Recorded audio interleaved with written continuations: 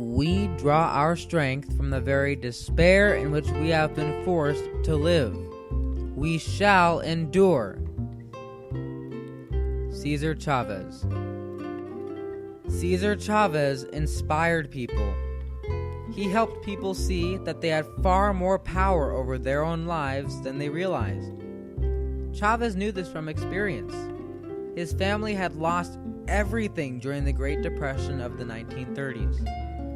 In order to survive, Cesar and his family were forced to move from their beloved home in Yuma, Arizona, to California and become migrant farm workers, moving around the state to find work.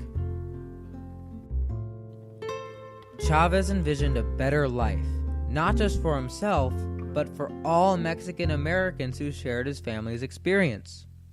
His example in leadership, however, became a beacon for all migrant workers from all backgrounds. In 1952, Chavez became an organizer for the Community Service Organization, traveling throughout California and making speeches in support of workers' rights and encouraging Mexican Americans to register to vote.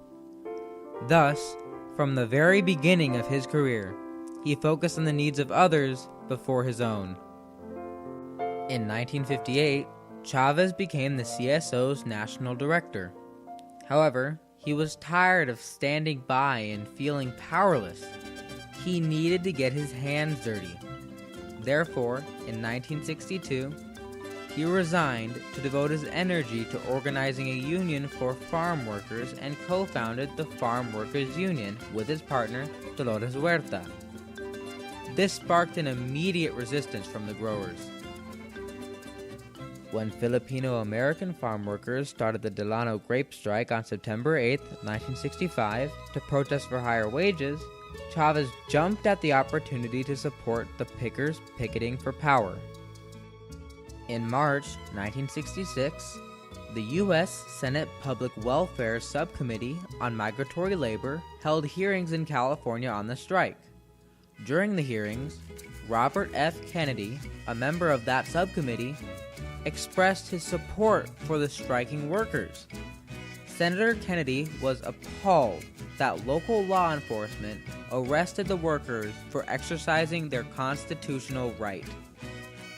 Later that year, Chavez and the UFW courageously led a march of California grape pickers from Delano to Sacramento. The UFW also printed leaflets and went on radio stations encouraging all Americans to boycott table grapes to show support for the workers' cause. And within months, Chavez and his union became known around the country.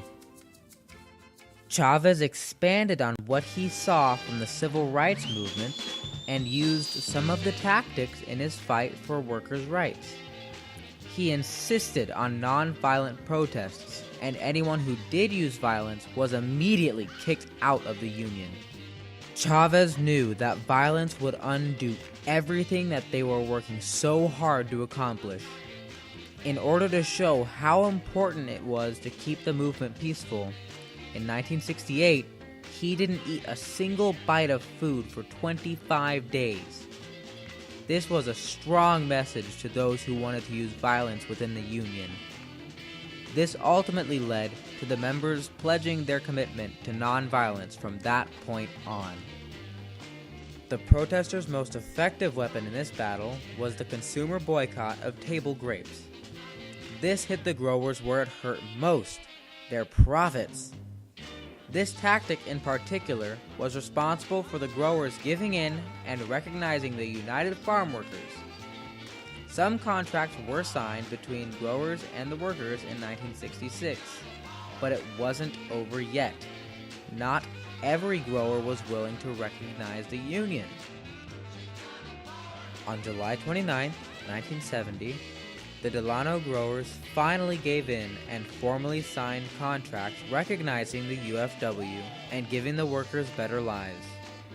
The strike had lasted 5 years and gained international attention. They had succeeded. Cesar Chavez embodied what it takes to be great. It takes hard work, determination, and self-sacrifice to achieve this greatness. but he was not great in his own eyes.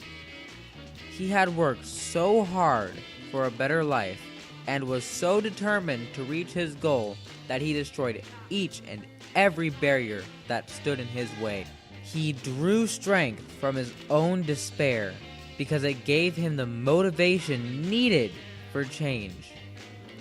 Because of his sheer refusal to fail, he successfully changed such an abundance of lives for the better, and has since remained in the hearts and memories of those whom he inspired.